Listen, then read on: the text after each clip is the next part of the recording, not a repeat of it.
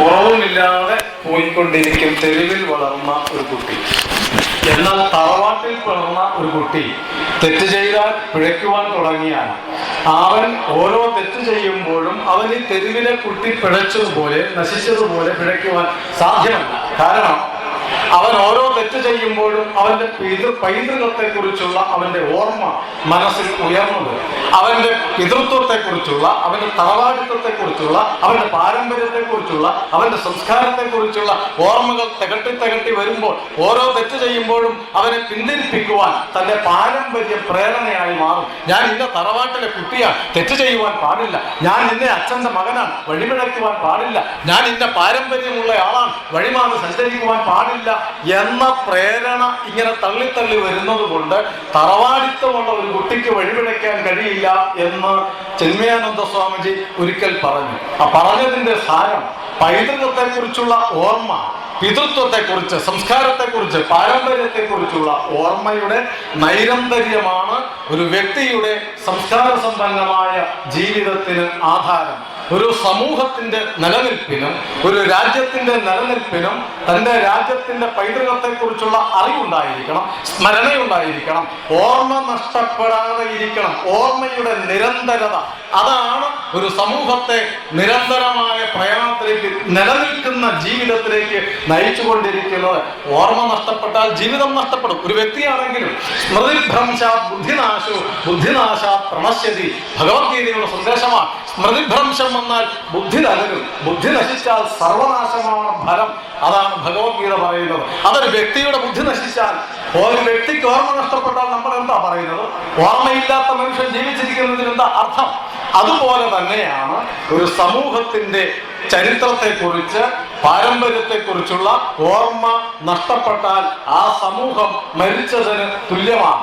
ഏതാണ്ട് ആ നിലയിലേക്ക് പോകാതിരിക്കുവാൻ ഈ നാട്ടിൽ ജീവിക്കുന്ന നമുക്ക് ഓരോരുത്തർക്കും ഒരു ഉത്തരവാദിത്വമുണ്ട്. നൂറ്റാണ്ടുകൾക്ക് മുമ്പ് നമ്മൾ ഇന്ന് പറയുന്ന, ഇവിടെ പാടിയ ആ മഹാനായ കലാകാരൻ പാടിയ പാട്ടിന്റെ വാക്കുകൾ, ശബ്ദവും ഒക്കെ വന്നത് നാം പറയുന്ന മലയാളത്തിൽ നിന്നല്ലേ? നമ്മൾ സംസാരിച്ചു കൊണ്ടിരിക്കുന്നത് മലയാളത്തിൽ നിന്നല്ലേ? ആ മലയാളം ഇന്ന് ഉപയോഗിച്ചുകൊണ്ടിരിക്കുന്ന മലയാള ഭാഷയുടെ പിതാവ് തുഞ്ചത്തെഴുത്തച്ഛൻ എന്ന് പൊതുവെ പറയുന്നുണ്ടെങ്കിൽ അതിന് മറ്റൊരു കാരണമുണ്ട്. ആ കാരണം നിലനിൽക്കെ തന്നെ കേരളത്തിന്റെ മലയാള ഭാഷയുടെയും ഭക്തിയുടെയും നവോത്ഥാനത്തിന്റെയും പുതിയ കാലഘട്ടത്തിന് തുടക്കം കുറിച്ച ആൾക്കാരാണ് നിരണം കവികൾ അഥവാ ഈ കണ്ണശ പണിക്കന്മാർ എന്ന് പറയുന്നത്. കണ്ണശ കവികൾ എന്ന് പറയുന്നത് പുതിയ ഭാഷ തുടങ്ങിയത് അവരാണ്. എഴുത്തച്ഛൻ അത് ശക്തിപ്പെടുത്തുകയാണ് ചെയ്തത്. നവോത്ഥാനം, ഭാരതം മുഴുവൻ നവോത്ഥാനം ഉണ്ടായിരുന്നു. ആ നവോത്ഥാന പ്രവർത്തനങ്ങൾ ആരംഭിച്ചത് ഭക്തി പ്രസ്ഥാനത്തിലൂടെയാണ്. ആ ഭക്തി പ്രസ്ഥാനം മലയാളത്തിൽ ആരംഭിച്ചതും കണ്ണശ കവികളാണ് എന്ന് നാം തിരിച്ചറിയേണ്ടതുണ്ട്. ഇന്നത്തെ മലയാളത്തിന്റെ ഉപജ്ഞാതാക്കൾ കണ്ണശന്മാരാണെന്ന് പറയുന്നതും ഒട്ടും അസത്യമായിരിക്കില്ല എന്ന് നാം ഓർക്കേണ്ടതുണ്ട്. ഭക്തി പ്രസ്ഥാനത്തിന്റെ ആവശ്യം എന്താ? എന്തിനാണ് ഭക്തി പ്രസ്ഥാനം? സമൂഹത്തിൽ ജീർണത ബാധിക്കുമ്പോൾ, സാംസ്കാരികമായ അധപ്പതനം ഉണ്ടാകുമ്പോൾ, അടിമ മനോഭാവം ഉണ്ടായി അധപ്പതിച്ച ഒരു സമൂഹം, അങ്ങനെ ഒരു സമൂഹം ജീവിച്ചിരുന്നിട്ട് കാര്യമില്ല. അടിമത്തത്തിലാണ്ട് ഒരു സമൂഹത്തിന് എന്ത് ജീവിതം? അടിമത്തമുള്ളവൻ എന്ത് അഭിമാനം? അടിമത്തമുള്ളവൻ എന്ത് സംസ്കാരം? ആ അടിമത്തത്തിലാണ്ട് ഒരു സമൂഹത്തെ, സാംസ്കാരികമായി ജീർണത ബാധിച്ച് അധപ്പതിച്ച് കെട്ടുപോയ ഒരു സമൂഹത്തെ ഉണർത്തിക്കൊണ്ടുവരുവാൻ ഭാരതത്തിലെ മഹാപുരുഷന്മാർ കണ്ടെത്തിയ മാർഗം ഭക്തിയുടേതായിരുന്നു. സാധാരണക്കാരന് മനസ്സിലാവുന്നത് ഭക്തിയാണ്. അവന് വേദാന്തം മനസ്സിലാകാൻ ബുദ്ധിമുട്ടാണ്. അവന് തത്വശാസ്ത്രങ്ങൾ പറഞ്ഞാൽ അത് നിരക്ഷരനായ കർഷക തൊഴിലാളിയായ മനുഷ്യർക്ക്, സാധാരണ നാട്ടിൻപുറംകാരന്, ഇവിടെ ഇരിക്കുന്ന അമ്മമാരെ പോലെ ഉണ്ടായിരുന്ന അവരുടെ പൂർവികന്മാർക്ക് മനസ്സിലാകുവാൻ ബുദ്ധിമുട്ടാണ്. പക്ഷേ ഭക്തിയുടെ ഭാഷ ഏത് വനവാസിക്കും മനസ്സിലാവും, ഏത് നിരക്ഷരനും മനസ്സിലാവും.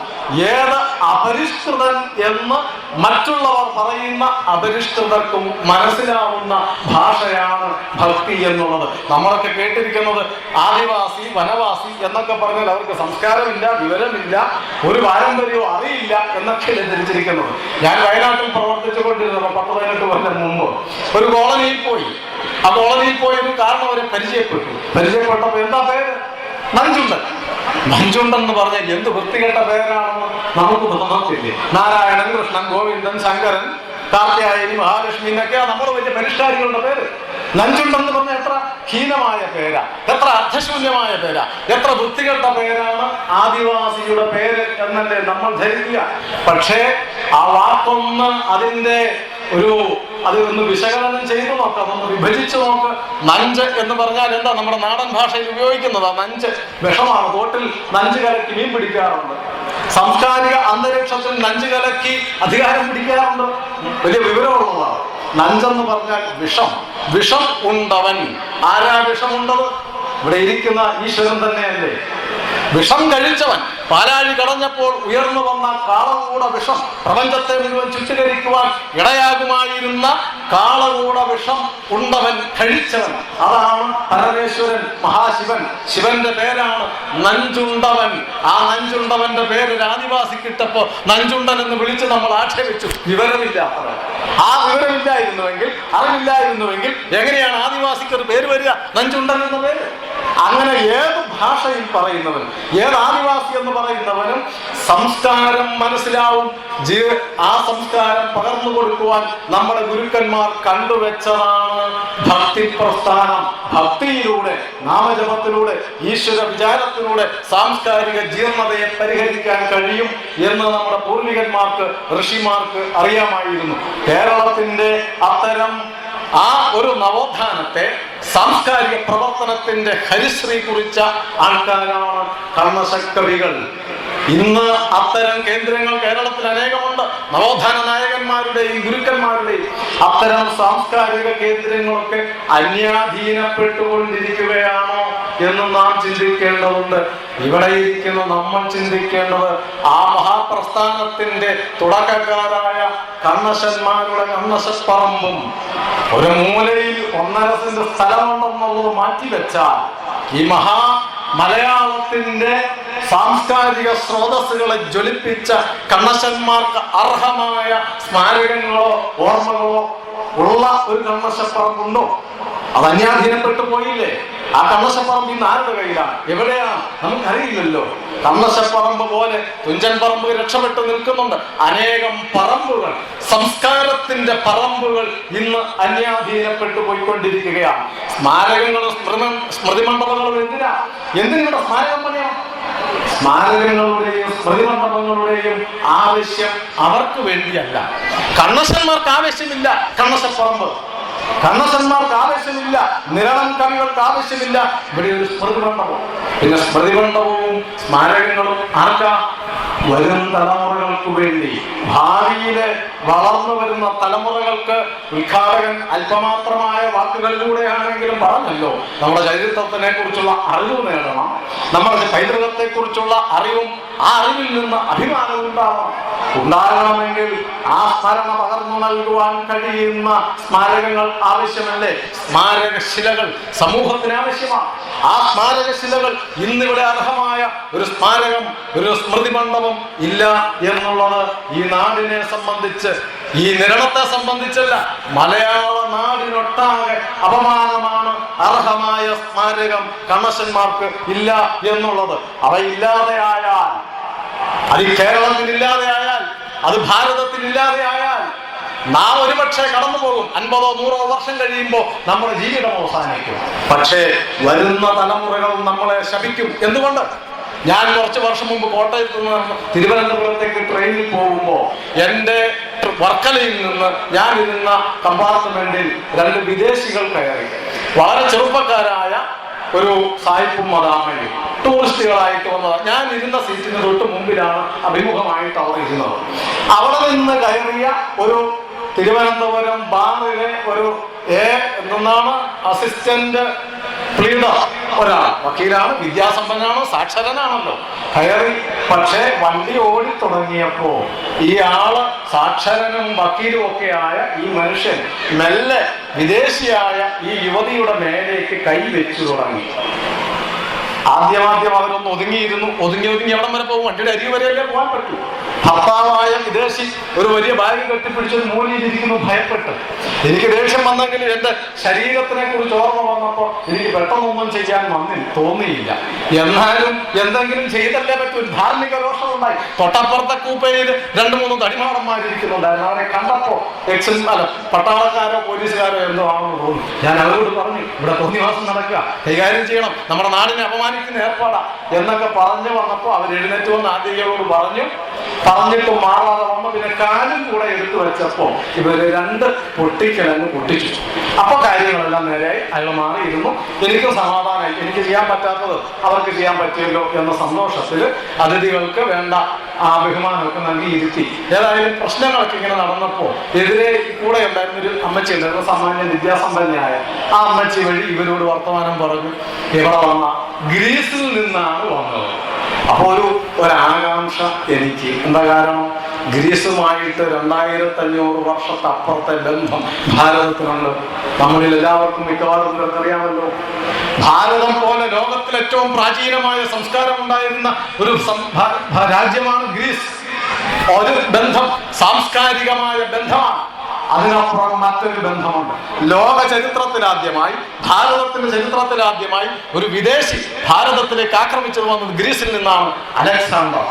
അങ്ങനെ 2 ബന്ധമുണ്ടല്ലോ ഗ്രീസുമായിട്ട്. അതുകൊണ്ട് എനിക്കറിയാവുന്ന ഭാഷയിൽ മുക്കിയും മൂളിയും ഒക്കെ ഞാൻ അവരോട് ചോദിച്ചു. വർത്തമാനത്തിനിടയിൽ ഇവരൊരു ടീച്ചറാണ്, ഈ വനിത. അയാൾ ഒരു കമ്പനി ഉദ്യോഗസ്ഥൻ. ഈ ടീച്ചറോട് പലതും വാചാലമായി സംസാരിക്കുന്നു.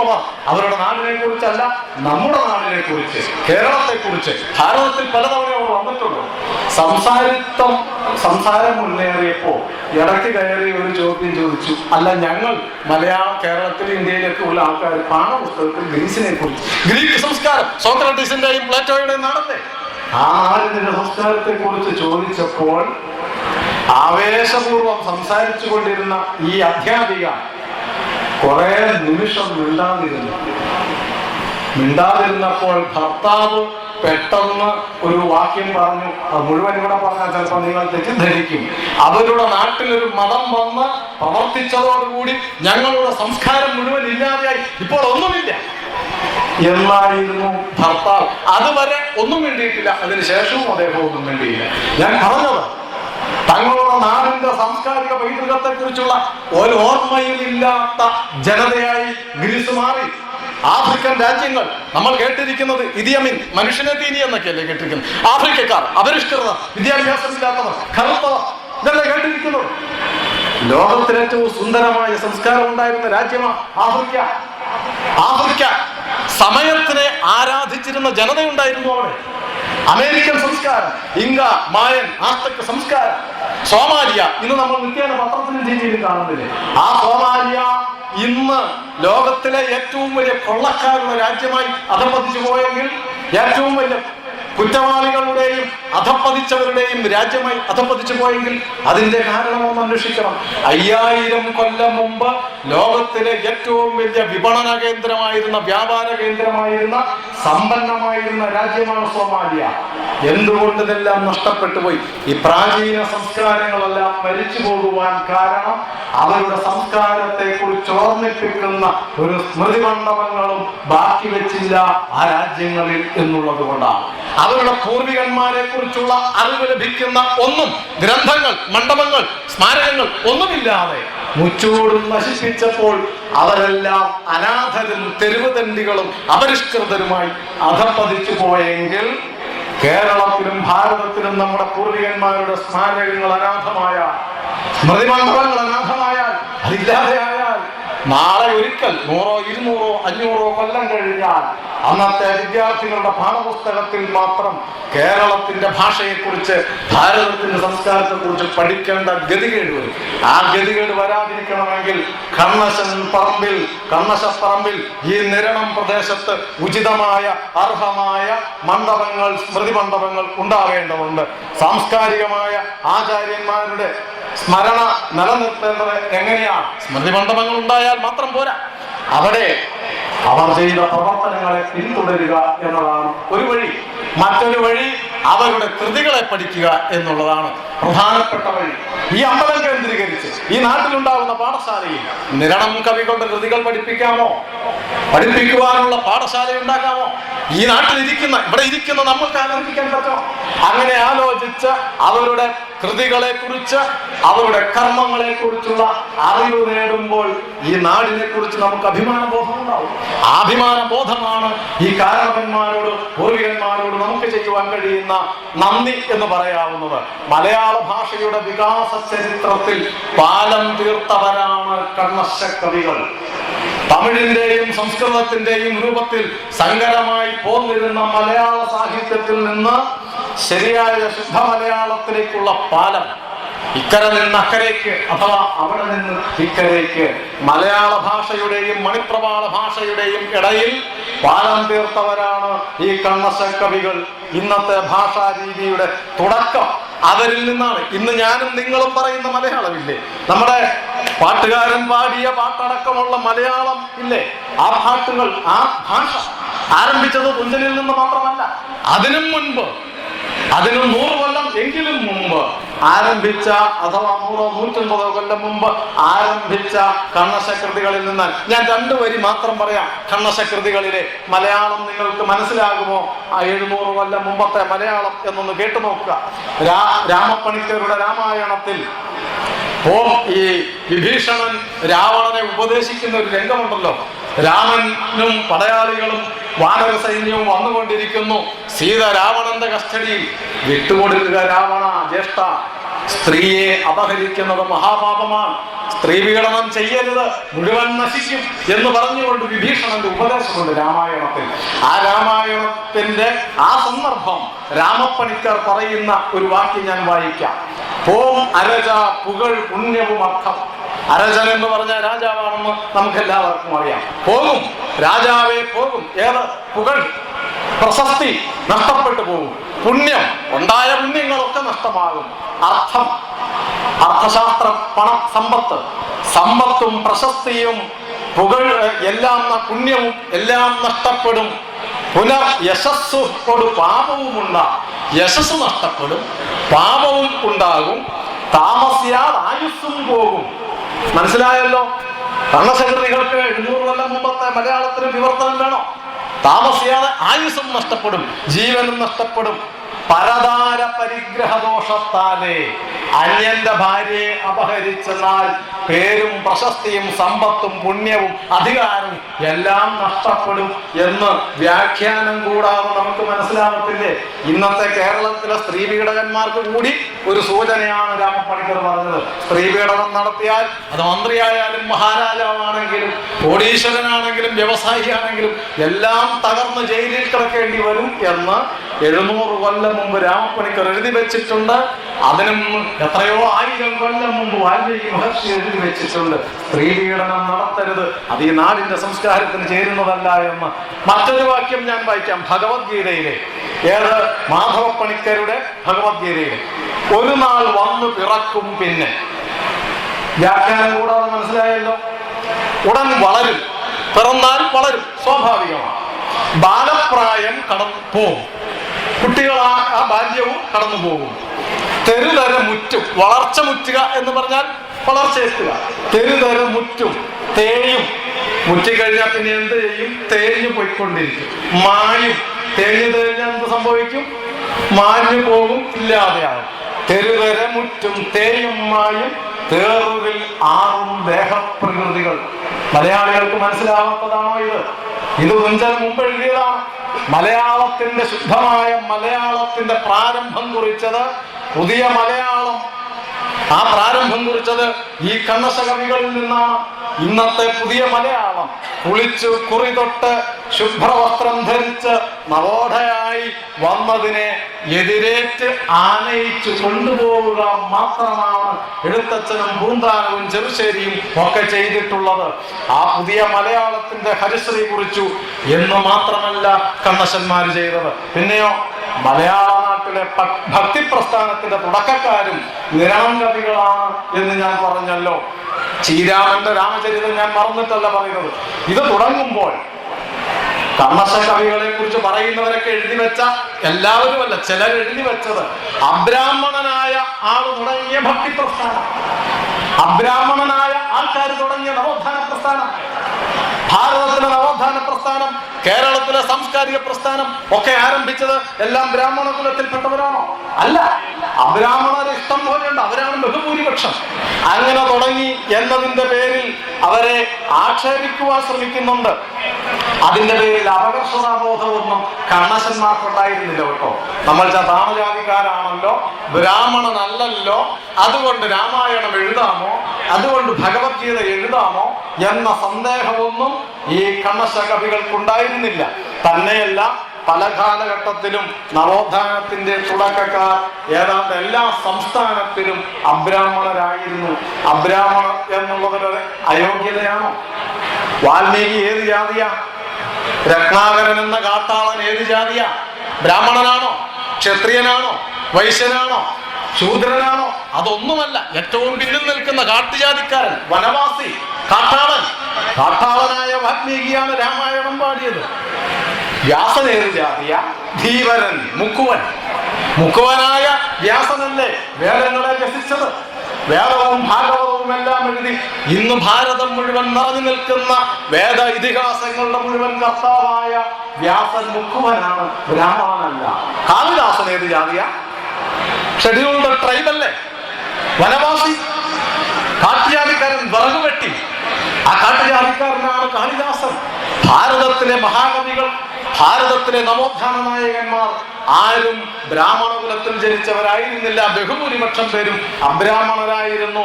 അതുകൊണ്ട് തന്നെയാ രാമായണം എഴുതുമ്പോ അദ്ദേഹം സധൈര്യം രാമപ്പണിക്കർ പറഞ്ഞു, എല്ലാ ജാതിയും ഇന്നത് ചൊല്ലാൻ ഏതും കുറവില്ല എന്നെ പോലെ. ഞാനൊരു അബ്രാഹ്മണനാണ്, എന്നെ പോലെ തന്നെ ഓരോ ജാതിക്കും ഇതുപോലെ രാമായണവും ഭഗവത്ഗീതയും ഭാഗവതവും ചൊല്ലാൻ കഴിവുണ്ട്. അപകർഷതാബോധമില്ലാത്ത അഭിമാനബോധത്തോടു കൂടിയല്ല ഈ വരികൾ എഴുതിയത്. എല്ലാ ജാതിക്കും കഴിവുണ്ട്, എന്നെ പോലെ തന്നെ ബ്രാഹ്മണനാവണമെന്നില്ല എന്ന് രാമപ്പണിക്കർ പറഞ്ഞു. ഏതിൽ നിന്നാ അഭിമാനം ഉണ്ടാവുന്നത്? ഏതിൽ നിന്നാ ആത്മാഭിമാനം ഉണ്ടാവുന്നത്? അറിവിൽ നിന്നാണ്. അറിവാണ് ആത്മാഭിമാനത്തെ സൃഷ്ടിക്കുന്നത്. അറിവുള്ള പുലയൻ, അറിവുള്ള പറയൻ, അറിവുള്ള ബ്രാഹ്മണൻ ഒക്കെ അറിവില്ലെങ്കിൽ ബ്രാഹ്മണ കുലത്തിൽ ജനിച്ചവനും ജളനാണ്, വെറും ജഡനാണ്. വിവേകാനന്ദ സ്വാമികൾ പറഞ്ഞത് അതുകൊണ്ട് അറിവ് നേടുവാൻ, സ്വാമികളുടെ 150-ാം വർഷമാണെന്ന് പറഞ്ഞല്ലോ, അറിവ് നേടുവാൻ എന്ത് ചെയ്യണം? വേദാന്തം പഠിക്കുക. നിങ്ങൾ ഏത് ജാതിയാണെങ്കിലും വേദാന്തം പഠിപ്പിച്ചാൽ അറിവും അഭിമാനബോധവും ഉണ്ടാവും. ഉച്ചനീചത്വങ്ങളില്ലാത്ത സമുദായത്തെ സൃഷ്ടിക്കുവാൻ വേദാന്തം പകർന്നു നൽകുക എന്നാ വിവേകാനന്ദ സ്വാമികൾ പറഞ്ഞത്. ഉപനിഷത്ത് പഠിപ്പിക്കാൻ പഠിച്ചാൽ, വിവേകാനന്ദൻ തന്നെ പറഞ്ഞിട്ടുണ്ട്, ഉപനിഷത്ത് പഠിച്ച, വേദാന്തം പഠിച്ച ചെരുപ്പ് കുത്തിയുടെ മുമ്പിൽ വേദാന്തം പഠിച്ച രാജാവ് വന്നാൽ ആ ചെരുപ്പ് കുത്തി പറയും, അല്ലയോ രാജാവേ, താങ്കൾ രാജ്യം ഭരിക്കുന്നു, ഞാൻ ചെരുപ്പ് കുത്തുന്നു. അങ്ങേക്ക് ചെരുപ്പ് കുത്താൻ അറിയില്ല, എനിക്ക് രാജ്യം ഭരിക്കാനും അറിയില്ല. ഇത് മാത്രമാണ് നമ്മൾ തമ്മിലുള്ള വ്യത്യാസം എന്ന് പറയുവാനുള്ള ആത്മ അഭിമാനം സൃഷ്ടിക്കും വേദാന്തം എന്നാ വിവേകാനന്ദ സ്വാമികൾ പറഞ്ഞത്. ആ വേദാന്തത്തിന്റെ അറിവുള്ളവൻ രാമപ്പണിക്കരായാലും മാധവപ്പണിക്കരായാലും ആരായാലും ആത്മാഭിമാനമുള്ളവൻ തന്നെയായിട്ടാ വളരുക. പണ്ടല്ല, ഇപ്പോഴും. അടുത്ത കാലത്ത് അല്ലെ നമ്മുടെ നാട്ടിൽ കഴിഞ്ഞ നൂറ്റാണ്ടിൽ ജീവിച്ചിരുന്നയാളാ പണ്ഡിറ്റ് കറുപ്പൻ, ധീവരനായിരുന്ന മുക്കുവൻ. ആ മുക്കുവൻ കൊച്ചി രാജ്യത്തിന്റെ പ്രജാസഭയിലെ മെമ്പറായിരുന്നു ഒരിക്കൽ. ആ രാജ്യത്തിന്റെ പ്രജാസഭയുടെ ഒരു വിരുന്ന് സായിപ്പ്, റെസിഡന്റ് സായിപ്പ് ഒരു വിരുന്ന് നടത്തി, ഒരു ഉദ്യാന വിരുന്ന്. ആ വിരുന്ന് നടത്തിയപ്പോ പ്രജാസഭയിലെ എല്ലാ മെമ്പർമാരെയും ക്ഷണിച്ചു, വലിയ വലിയ ഉദ്യോഗസ്ഥന്മാരെയും ക്ഷണിച്ചു. പണ്ഡിറ്റ് കറുപ്പനെ മാത്രം വിളിച്ചില്ല. എന്തുകൊണ്ട് വിളിച്ചില്ല എന്ന ചങ്കുറപ്പോട് കൂടിയ ഒരു കവിതയിലൂടെ, ഉദ്യാന വിരുന്നെന്ന കവിതയിലൂടെ പണ്ഡിറ്റ് കറുപ്പൻ ചോദിച്ചു, സായിപ്പിനോടും കൊച്ചി രാജാവിനോടും ചോദിച്ച ചോദ്യം ഇതാ, വരികളിതാ: ആചാരപ്പടി പാർത്ത് കാണിക്കൽ അടിയൻ സദ്ധീവരൻ, ഞാൻ ധീവരനാണ്. ജാതിപരമായ ആചാരം വെച്ച് നോക്കിയാൽ ഞാൻ ധീവരനാണ്, മുക്കുവനാണ്. നൽപ്പഴുന്ന ആചാന്താഗമ വാദ്യമുട്ടണികയാൽ അമ്മട്ടിലും ധീവരൻ. വേദങ്ങളും ആഗമങ്ങളിലെയും ഒക്കെ മഹാസാഗരത്തിൽ മുങ്ങി അതിന്റെ അടിത്തട്ടിൽ നിന്നും ആശയങ്ങളെ ഉയർത്തിയെടുക്കുന്ന മുക്കുവൻ എന്ന അർത്ഥത്തിലാണെങ്കിലും വ്യാസപരമ്പരയിൽപ്പെട്ട ആ മുക്കുവൻ എന്ന അർത്ഥത്തിലും ഞാൻ ധീവരനാണ്. ആചാര്യത്വവുമുണ്ട്, ഞാൻ അധ്യാപകനാണ്. അതുകൊണ്ട് എന്നിട്ട് തന്നെ എന്തിനാ വിളിക്കാതിരുന്നത്? ചാരുധിഷണ നിസ്തേജിത മർത്യലോക ആചാര്യോത്തമൻ, ഞാൻ ആചാര്യ ഉത്തമനുമാണ്, പിന്നെ എന്തടിയനെ കാപ്പിക്ക് തോൽപ്പിക്കുവാൻ, എന്നെ കാപ്പിക്ക് വിളിക്കാഞ്ഞത് എന്താ എന്ന് സധൈര്യം രാജാവിനോടും പ്രസിഡന്റ് സാഹിബിനോടും മന്ത്രിയോടും ചങ്കുറപ്പോടുകൂടി വെല്ലുവിളിച്ച പണ്ഡിറ്റ് കറുപ്പന്റെ ചോദ്യത്തിന്റെ ധൈര്യമുണ്ടായതും ഈ അറിവിൽ നിന്ന്. ഇവരെ കുറിച്ചൊക്കെ പറയുമ്പോൾ ഈ രാമപ്പണിക്കരെയും മാധവപ്പണിക്കരെയും ശങ്കരപ്പണിക്കരെയും ഒക്കെ ഇവർ അബ്രാഹ്മണരാണെന്ന് പറയുമ്പോൾ എല്ലാവരും പറയുന്ന ഒരു വാക്യമുണ്ട്, ഇവരൊക്കെ മേൽജാതിക്കെതിരെ യുദ്ധം ചെയ്തു. അങ്ങനെയാണ് അത് കേരളം മുഴുവൻ പഠിപ്പിക്കേണ്ടതല്ലേ? എന്താ പഠിപ്പിക്കാത്തത്? ഞാൻ മുമ്പേ ചോദിച്ചത് വീണ്ടും ചോദിക്കുക. അങ്ങനെയാണ് രാമപ്പണിക്കരുടെ രാമായണം, മാധവന്റെ ഗീത, ശങ്കരന്റെ ഭാരതമാല പഠിപ്പിക്കണ്ടേ? നമ്മുടെ ഏതെങ്കിലും പാഠപുസ്തകത്തിലുണ്ടോ?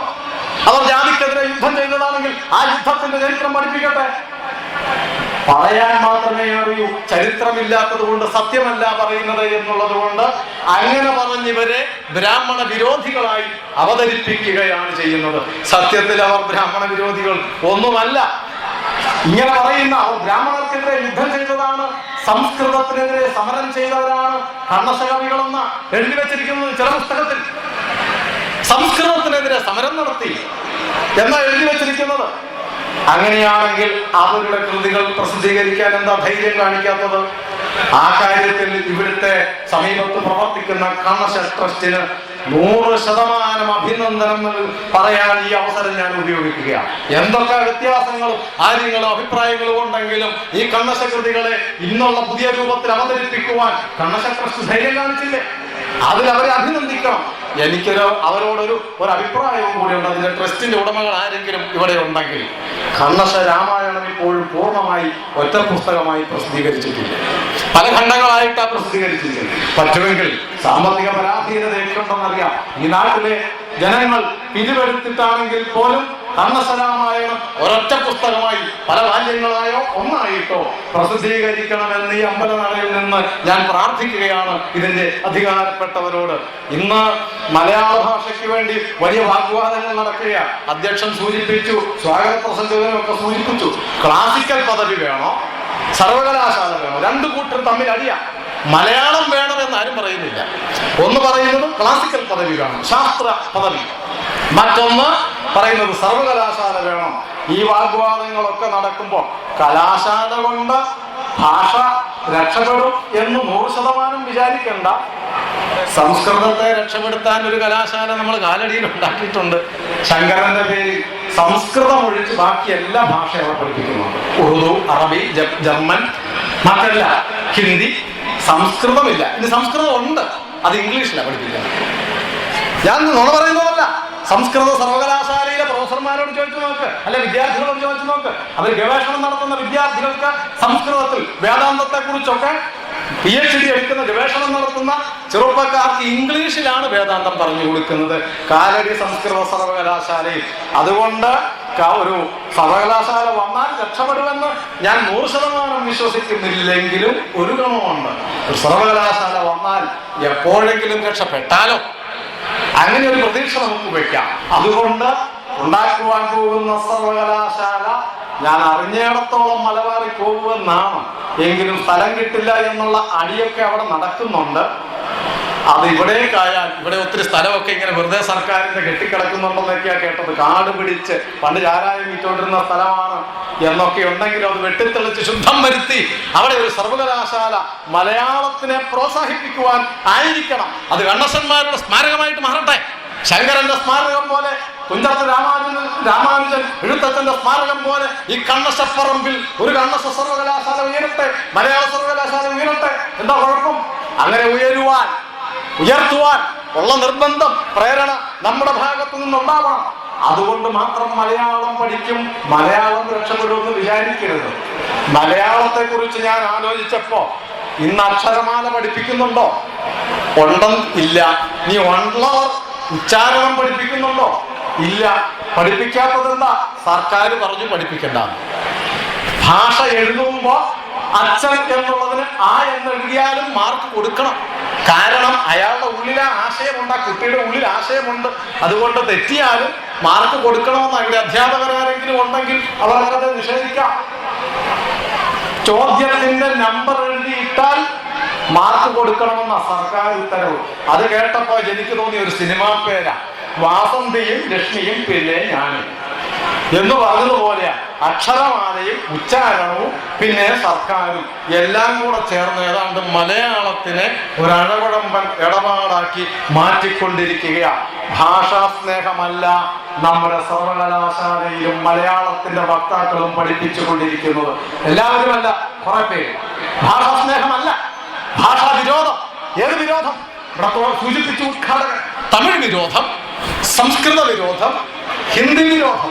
വിരോധങ്ങളാ സൃഷ്ടിക്കുന്നത്. ഭാവാത്മകമായ ഭാഷാപ്രകടനമല്ലേ വേണ്ടത്? ഭാഷയെ പ്രേമിക്കുവാൻ പഠിപ്പിക്കണമെങ്കിൽ നല്ല ചൊല്ലുകളുണ്ട്, നല്ല ശൈലികളുണ്ട്, നല്ല ശീലുകളുണ്ട്, നല്ല പാട്ടുകളുണ്ട്. അതല്ലേ പഠിപ്പിക്കേണ്ടത്? അത് പഠിപ്പിക്കുന്നതിന് പകരം മലയാളത്തിന്റെ പേരിൽ അന്യഭാഷാ വിരോധം. ഞാൻ ചില വാക്യങ്ങൾ പറയാം. കേരളത്തിലെ മഹാപുരുഷന്മാരായിരുന്ന ചിലർ എഴുതി വെച്ച പുസ്തകത്തിലെ 2-3 വാക്യങ്ങൾ സംസ്കൃതത്തിന്റെ കണശകൃതിയിൽ തന്നെയുണ്ട്. അതിനെ കുറിച്ച് പഠിച്ചവർ എഴുതി വെച്ചിരിക്കുന്ന ഒരു വാക്യം, സംസ്കൃതത്തിന്റെ പിടിയിൽപ്പെട്ട് ശ്വാസം മുട്ടിയിരുന്ന മലയാളത്തെ കണശന്മാർ രക്ഷിച്ചു. സംസ്കൃതത്തിന്റെ പിടിയിൽപ്പെട്ട് ഇങ്ങനെ ശ്വാസം മുട്ടി മരിക്കാൻ തുടങ്ങുമല്ലോ. കണശന്മാരുണ്ടായിരുന്നില്ലെങ്കിൽ ചത്തുപോയതിന് നമുക്കിന്ന് മലയാളം പറയാൻ ഉണ്ടാകുമായിരുന്നില്ല.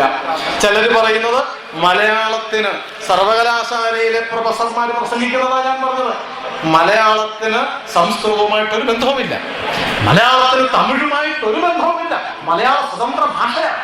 തമിഴ് ബന്ധമില്ല, തമിഴിന്റെ സന്താനമല്ല മലയാളം, ഒരു ബന്ധവുമില്ല എന്നുള്ളതൊന്ന്. മലയാളത്തിന്റെ ശത്രുവാണോ തമിഴും മലയാളവും? അല്ല, തമിഴും സംസ്കൃതവും മലയാളത്തിന്റെ ശത്രുക്കളാ? മലയാളത്തെ സ്നേഹിക്കാൻ സംസ്കൃതത്തെയും തമിഴിനെയും എതിർക്കുന്ന പ്രവണത ശരിയല്ല. എന്റെ അമ്മയെ സ്നേഹിക്കാൻ നിങ്ങളുടെ അമ്മയെ ഞാൻ പിണങ്ങണോ? എന്റെ അമ്മയെ, എന്റെ അച്ഛനെ സ്നേഹിക്കുവാൻ ഞാൻ നിങ്ങളുടെ അച്ഛനോട് ദേഷ്യം കാണിക്കണമെന്നില്ല. എന്റെ അമ്മ മലയാളം, അമ്മ മലയാളത്തെ സ്നേഹിക്കുവാൻ മറ്റൊരുവന്റെ അമ്മയെ ചീത്ത വിളിക്കണം എന്ന് പഠിപ്പിക്കുന്ന, പറയുന്ന ആധുനിക ഭാഷാ പ്രേമികൾ എന്ന് പറയുന്നവരും പണ്ഡിതന്മാരും സാംസ്കാരിക നായകന്മാരും ഈ നാടിനോട് വഞ്ചനയാണ് ചെയ്യുന്നത്. നാടിനെ എതിർക്കുകയാണ്, സാംസ്കാരിക പൈതൃകത്തെ തകർക്കാൻ ശ്രമിക്കുകയാണ് ചെയ്യുന്നത്. അത് ചെയ്യരുത്. മലയാളത്തിനെ പ്രേമിക്കുവാൻ മറ്റൊരമ്മയെ നിഷേധിച്ചുകൊണ്ടായിരിക്കരുത്. ആ ചില പ്രയോഗം ഞാൻ പറയാം. ഞാൻ വായിച്ചതാ ചില മലയാള പുസ്തകത്തിൽ. ഈ കേരളത്തിന്റെ ചരിത്രത്തെ, സ്വതന്ത്ര കേരളത്തിന്റെ ചരിത്രത്തെ സ്വാധീനിച്ച, രാഷ്ട്രീയത്തെ സ്വാധീനിച്ച ഒരു മഹാമനുഷ്യൻ എഴുതി വെച്ച 2-3 വാക്യങ്ങൾ ഞാൻ വായിക്കാം. ആദ്യ ഭാഷയ്ക്കെതിരെ സാധാരണക്കാരുടെ ഭാഷയ്ക്കു വേണ്ടി നിലകൊണ്ട പൂന്താനം. പൂന്താനം ആദ്യ ഭാഷയ്ക്കെതിരായിരുന്നു, വെച്ചാൽ സംസ്കൃതത്തിനെതിരായിരുന്നു. മറ്റൊരു വാക്കിതാണ്, മേൽപ്പത്തൂരും പൂന്താനവും തമ്മിലുണ്ടായ സംഘട്ടനം. ഗുരുവായൂരിൽ അങ്ങനെ ഒരു അടി നടന്നിട്ടുണ്ടോ? എനിക്കറിയില്ല. മേൽപ്പത്തൂരും പൂന്താനവും തമ്മിൽ അവിടെ ഗുരുവായൂർ അമ്പലത്തിന്റെ മുറ്റത്ത് കടന്ന് അടിയായിരുന്നു. സംഘട്ടനം എഴുതി വെച്ചതാ. ഞാൻ വെറുതെ ആരോപണം പറയുന്നതല്ല, എനിക്കൊരാവശ്യവുമില്ല അത് പറഞ്ഞിട്ട്. മറ്റൊരു വാക്യം, ബ്രാഹ്മണ മേധാവിത്വത്തെ വെല്ലുവിളിച്ചുകൊണ്ട് കൃഷ്ണഗാഥയും രാമായണം കളിപ്പാട്ടും എഴുതി. ചെറുശ്ശേരിയും എഴുത്തച്ഛനും ബ്രാഹ്മണരെ എതിർക്കാൻ വേണ്ടിയാണോ രാമായണം എഴുതിയത്? ബ്രാഹ്മണരെ എതിർക്കാൻ വേണ്ടിയാണോ ചെറുശ്ശേരി കൃഷ്ണഗാഥ എഴുതിയത്? എന്നാൽ എഴുതി വെച്ചിരിക്കുന്നു. മറ്റൊരു വാക്യം, സംസ്കൃതത്തിനെതിരായ കലാപം. സംസ്കൃതത്തിനെതിരെ കലാപം നടത്തിയെന്നാ പറയുന്നത്. അങ്ങനെ നടത്തിയിട്ടുണ്ടോ ഈ മഹാപുരുഷന്മാർ? കുഞ്ചത്തെഴുത്തച്ഛൻ, ചെറുശ്ശേരി, പൂന്താനം, കുഞ്ചൻ നമ്പ്യാർ, ഇവരൊക്കെ സംസ്കൃതത്തിനെതിരെ കലാപം നടത്തിയവരാണെന്നൊക്കെ എഴുതി വെച്ച് ഭാരതീയ ഭാഷകൾ തമ്മിൽ വൈരാഗ്യം സൃഷ്ടിക്കുവാൻ, പ്രദേശങ്ങൾ തമ്മിൽ സംഘർഷം സൃഷ്ടിക്കുവാൻ ശ്രമിക്കരുത്. ഭാരതീയ ഭാഷകൾ തമ്മിൽ ബന്ധമില്ലെന്ന് സ്ഥാപിക്കാൻ ശ്രമിക്കുന്നത് വേറിടൽ വാദത്തിനുള്ള താത്വികമായ അടിത്തറയാണ്. ഭാഷാ സംസ്ഥാനം ഉണ്ടാകുന്നതിന് മുൻപ് ഒരു സംസ്ഥാനങ്ങളൊക്കെ സ്വതന്ത്രമാണ്, ഓരോ പ്രദേശവും വേറെ വേറെയാണെന്ന് സ്ഥാപിക്കുവാൻ വേണ്ടിയിട്ടാണ് ഈ വാദം ഉന്നയിക്കുന്നത്. മലയാളം വേറെയാണ്, സംസ്കൃതം വേറെയാണ്, തമിഴ് വേറെയാണ്, തെലുങ്ക് വേറെയാണ്, കർണാടകക്കാരൻ വേറെയാണ്, അവരുമായിട്ട് നമുക്ക് യാതൊരു ബന്ധവുമില്ല എന്ന് സ്ഥാപിക്കുന്നതിന്റെ ലക്ഷ്യം എന്താ? ഭാരതം ഒന്നല്ല എന്ന് പറയാനല്ലേ? നമ്മൾ തമ്മിൽ ഒരു ബന്ധവുമില്ല എന്ന് സ്ഥാപിക്കുവാനല്ലേ? ഭാഷാ സംസ്ഥാനം ഉണ്ടാകുന്നതിന് മുമ്പ് എങ്ങനെയാ ഭാരതത്തിലെ ജനങ്ങൾ, നമ്മുടെ കാരണവന്മാർ ജീവിച്ചിരുന്നത്? ഗാന്ധിജി ഹിന്ദു സ്വരാജിൽ പറഞ്ഞ ഒരു വാക്യം ഞാൻ വായിക്കാം. മഹാത്മാഗാന്ധി പറഞ്ഞൊരു വാക്യം: ഇന്ത്യയിലെ മഹാപുരുഷന്മാർ കാളവണ്ടിയിലോ കാൽനടയായോ ഇന്ത്യ മുഴുവൻ സഞ്ചരിച്ചിട്ടുണ്ട്. അവർ പരസ്പരം ഭാഷകൾ പഠിച്ചു. അവർക്കിടയിൽ അകൽച്ചയില്ലായിരുന്നു. തെക്ക് രാമേശ്വരത്ത് സേതുബന്ധനം നടത്തിയ നമ്മുടെ പൂർവികരുടെ ലക്ഷ്യമെന്തായിരുന്നു? കിഴക്ക് ജഗന്നാഥം, വടക്ക് ഹരിദ്വാരം തുടങ്ങിയ പുണ്യകേന്ദ്രങ്ങൾ അവരുണ്ടാക്കി. ദൈവത്തെ പൂജിക്കലാണ് ലക്ഷ്യമെങ്കിൽ അത് വീട്ടിൽ വെച്ചും ആകാമായിരുന്നു എന്ന് അവർക്കറിയുമായിരുന്നു. രാഷ്ട്രത്തിന്റെ നാനാഭാഗങ്ങളിലും അവർ തീർത്ഥാടന കേന്ദ്രങ്ങൾ ഉണ്ടാക്കി. ലോകത്തിൽ മറ്റൊരിടത്തും അറിയപ്പെടാത്ത മട്ടിലുള്ളൊരു ദേശീയ ബോധം അവർ ജനങ്ങളിൽ ജ്വലിപ്പിച്ചു. പരിഷ്കൃതരും മാന്യരുമെന്ന് സ്വയം കരുതുന്ന നിങ്ങളും ഞാനും നമ്മെ പോലുള്ളവരുമാണ് ഇന്ത്യ പല രാഷ്ട്രമാണെന്ന് കരുതുന്നത്. 100 കൊല്ലം മുമ്പ്, 500 കൊല്ലം മുമ്പ്, 250 കൊല്ലം മുമ്പ് ഭാരതീയർ തീർത്ഥാടനം നടത്തിയിരുന്നില്ലേ? നമ്മുടെ കാരണവന്മാർ കാൽനടയായും അല്ലാതെയും സഞ്ചരിച്ചിരുന്നില്ലേ? അവർ വേറെ വേറെ ഭാഷ പഠിച്ചിട്ടാണ് പോയത്? അല്ല. എന്നിട്ടും തമിഴ്നാട്ടിൽ ചെല്ലുമ്പോൾ അവരെങ്ങനെയാണ് അവിടുത്തെ നാട്ടുകാരുമായി സംവദിച്ചത്? അവരെങ്ങനെയാണ് വടക്ക് ചെന്നപ്പോൾ ഹിന്ദിയുമായി സംവദിച്ചത്? നിങ്ങൾ കന്യാകുമാരിയിൽ പോയാൽ, നിങ്ങൾ ഗൂഡല്ലൂരിൽ പോയാൽ, നിങ്ങൾ കാസർഗോഡ് പോയാൽ, അവിടെ താമസിച്ചാൽ ഭാഷാഭേദമില്ലാതെ കന്നഡയും തമിഴും ഒക്കെ നമുക്ക് മനസ്സിലാവും. ഭാഷ പഠിക്കണ്ട. അങ്ങനെ പരസ്പരം ഭാഷകൾ കൈമാറി ഒരൊറ്റ ജനതയായി ജീവിച്ചിരുന്നവരാണ് നമ്മൾ. അകലം വന്നത് ഭാഷാ സംസ്ഥാന രൂപീകരണ ശേഷമാണ്. കണ്ണശന്മാർ ഒരിക്കലും സംസ്കൃതത്തിനെ തള്ളി പറഞ്ഞിട്ടില്ല. ഉണ്ടോ? കണ്ണശന്മാർ തമിഴിനെ തള്ളി പറഞ്ഞിട്ടുണ്ടോ? എവിടെയെങ്കിലും തമിഴ് സ്വാധീനം ചില സ്ഥലങ്ങളിലൊക്കെ അവർ കൽപ്പിച്ചിട്ടുണ്ട്. സംസ്കൃതത്തിനെയും അവർ ആദരിച്ചുകൊണ്ട് തന്നെയാണ്. കർണശകൃതികൾ തമിഴിനെ വെല്ലുവിളിച്ചോ സംസ്കൃതത്തിനോ വെല്ലുവിളിച്ചോ അല്ല നടത്തിയത് എന്ന് നമുക്ക് നമ്മുടെ കുട്ടികളെ പഠിപ്പിക്കാൻ പറ്റുമോ? പ്ലൂട്ടാർക്ക് എന്നൊരു വലിയ പണ്ഡിതനുണ്ടായിരുന്നു, ലോകപ്രസിദ്ധനായ ഒരു മഹാപണ്ഡിതൻ. ആ പ്ലൂട്ടാർക്ക് പറഞ്ഞു, പ്ലൂട്ടാർക്ക് ജീവിച്ചിരുന്നില്ല എന്ന് വേണമെങ്കിൽ നിങ്ങൾ പറഞ്ഞു, കുഴപ്പമൊന്നുമില്ല. നാരായണ ഗുരു ജീവിച്ചിരുന്നില്ല എന്ന് പറഞ്ഞു, അപകടമൊന്നും സംഭവിക്കാനില്ല. പക്ഷേ കുട്ടികളെ പിടിച്ചു തിന്നുന്ന പ്ലൂട്ടാർ എന്നൊരാളുണ്ടായിരുന്നു ദയവായി പറയരുത്. ഒരാൾ ജീവിച്ചിരുന്നില്ല എന്ന് പറഞ്ഞാൽ വലിയ സംഭവമൊന്നും ഉണ്ടാകാൻ പോണില്ല. പക്ഷേ ആ ആള് ചെയ്യാത്ത കാര്യം ചെയ്തു എന്ന് പ്രചരിപ്പിച്ചാൽ, ഗുരുദേവൻ ചെയ്യാത്ത കാര്യം ഗുരുദേവൻ ചെയ്തു എന്ന് പറഞ്ഞാൽ, കണ്ണശന്മാർ ചെയ്യാത്ത കാര്യം കണ്ണശന്മാർ ചെയ്തു എന്ന് പറഞ്ഞാൽ, ആ കണ്ണശന്മാരോട് ചെയ്യുന്ന നിന്ദയാണ് ഗുരുനിന്ദ. കേരളത്തിലെ മലയാളികൾ എക്കാലവും ചെയ്തു പോരുന്ന, കുറഞ്ഞ പക്ഷം കഴിഞ്ഞ 1/2 കാലമായി ചെയ്തു പോരുന്ന ഒരേർപ്പാടാണ് ഗുരുനിന്ദ. ഇവിടെ നമ്മുടെ ഗുരുക്കന്മാര്, ഈ 3 ഗുരുക്കന്മാരെയും നിന്ദിക്കുകയാണ് ചെയ്യുന്നത്. അവർ മറ്റ് ഭാഷക്കെതിരാണ് എന്ന് പറയുമ്പോൾ മുൻകാല ആചാര്യന്മാരെയും പാരമ്പര്യത്തെയും പുതിയ തലമുറ അറിയാതെ പോകുന്നത് കൊണ്ട് ഇങ്ങനെയൊക്കെ വിശ്വസിക്കുന്നത്. പരിഹാരം എന്താ? സ്വതന്ത്രമായ പാഠശാലയുണ്ടാവണം. സ്വതന്ത്രമായ പാഠശാല. കേരളം മുഴുവൻ, ഭാരതം മുഴുവൻ പാഠശാല ഉണ്ടായിരുന്നില്ലേ? 10,000 വിദ്യാർത്ഥികൾ ഒന്നിച്ച് താമസിച്ച് പഠിച്ചിരുന്ന, 1000 അധ്യാപകർ ഒന്നിച്ച് താമസിച്ച് പഠിച്ചിരുന്ന തക്ഷശിലയും നളന്തയും പോലെ കേരളത്തിലുണ്ടായിരുന്നില്ലേ ശാലകൾ? കാന്തളൂർ ശാല, പാർത്ഥിവപുരം ശാല, അനേകം ശാല ഉണ്ടായിരുന്നു. തിരുവല്ല ശാല. ഉണ്ണികൃഷ്ണ സാർ എഴുതി വെച്ചിട്ടുണ്ട്, 1000 വിദ്യാർത്ഥികൾക്ക് ഒരു നേരം ഒന്നിച്ച് ആഹാരം കൊടുത്ത് പഠിപ്പിച്ചിരുന്ന സർവകലാശാല തിരുവല്ലയിൽ ഉണ്ടായിരുന്നു. 35 പറ അരി ഒരു നേരം ആഹാരം വെക്കുവാൻ കൊടുത്തിരുന്നു ക്ഷേത്രത്തിൽ നിന്ന്. 1000 കുട്ടികളെ 500, 1000, 2000 കൊല്ലം മുമ്പ് താമസിച്ച് പഠിപ്പിച്ചിരുന്നു പ്രദേശമാണ് ഈ തിരുവല്ലാശാല. നിരണം ശാല അതിൽപ്പെട്ടതല്ലേ?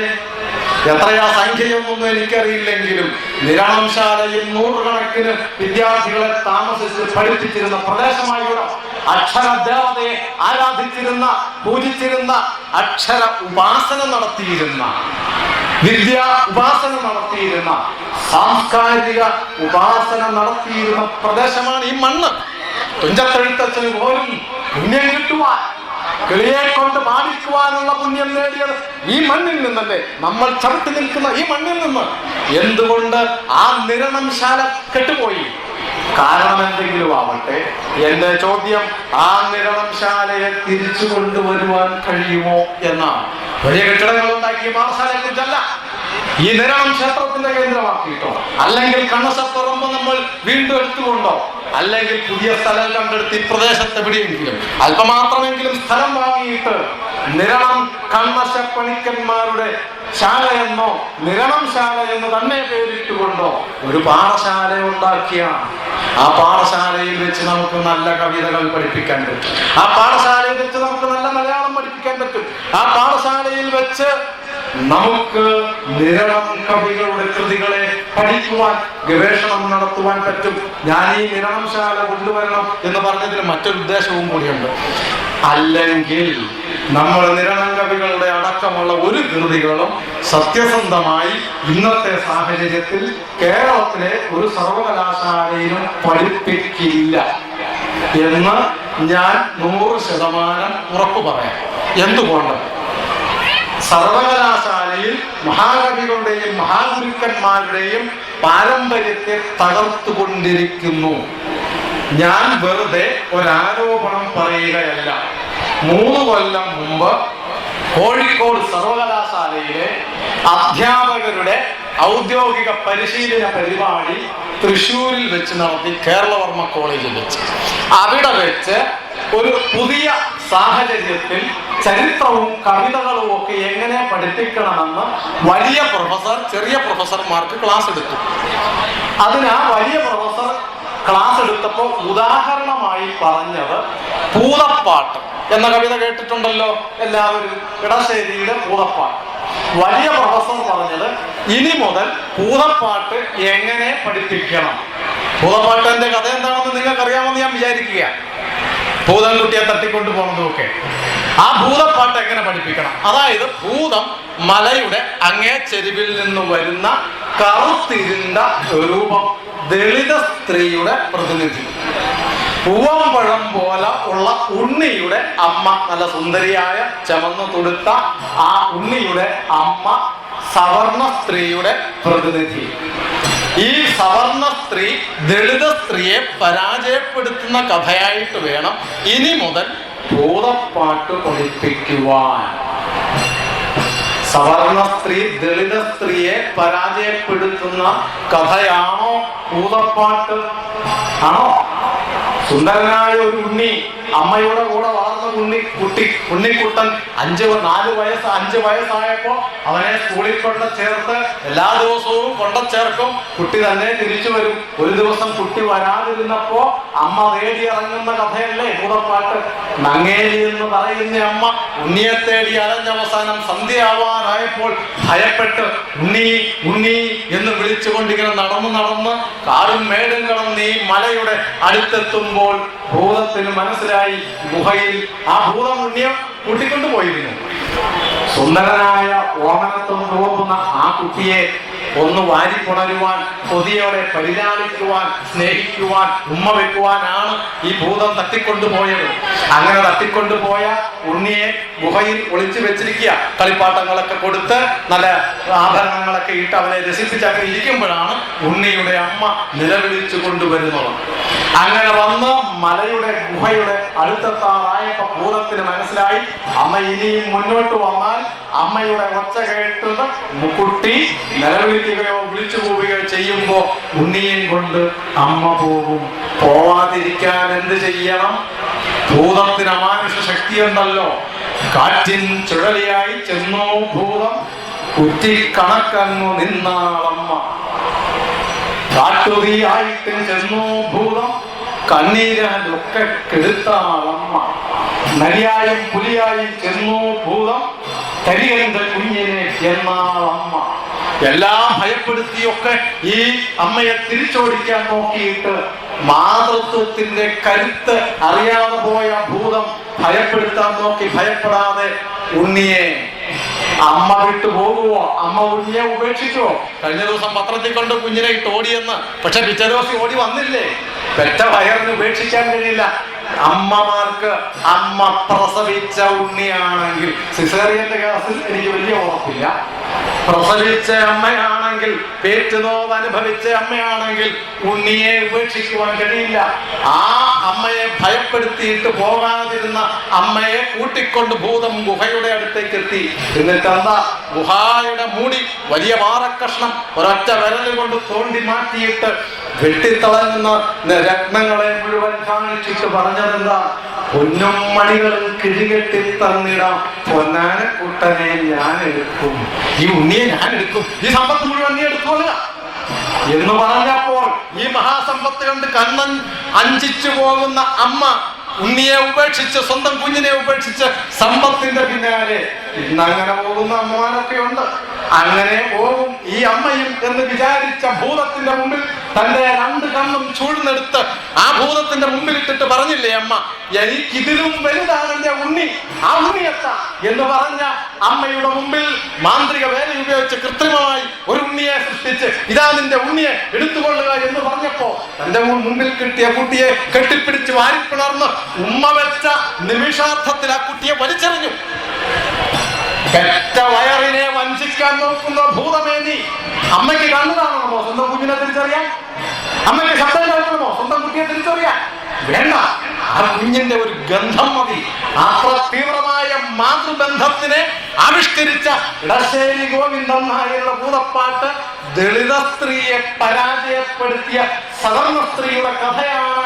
ആയിട്ട് വേണം കോളേജിൽ പഠിപ്പിക്കാൻ എന്ന് സർവകലാശാല പ്രൊഫസർമാര് പറയുമ്പോ കർണശകൃതികൾ ഇനി മര്യാദയ്ക്ക് നിങ്ങളുടെ കോളേജിൽ പഠിപ്പിക്കുമെന്ന് എനിക്ക് വിശ്വാസം ഇല്ലാത്തത് കൊണ്ടാണ് ഞാൻ പറഞ്ഞത്.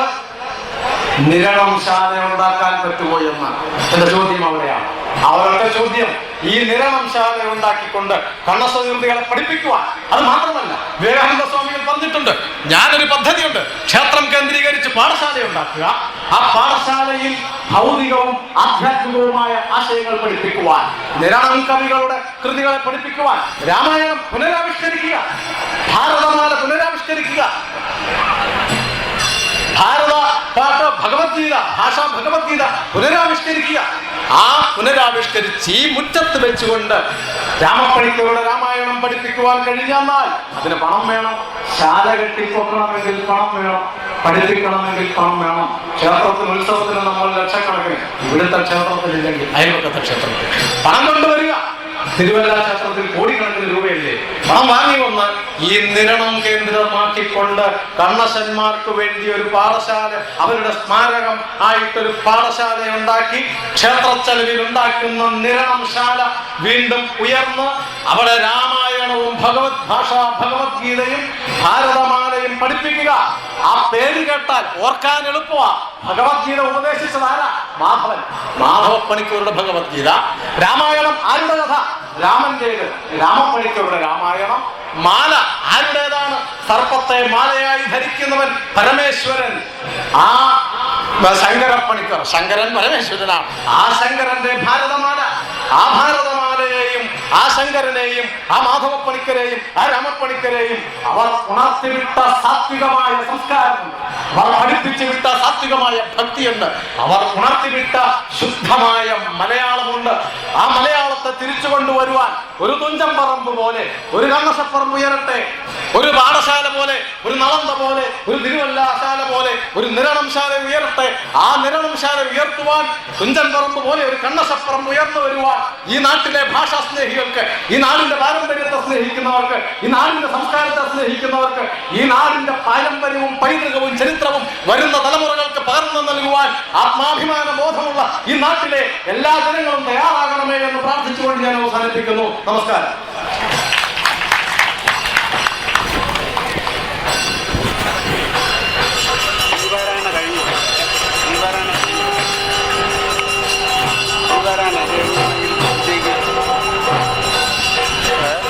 Ibarana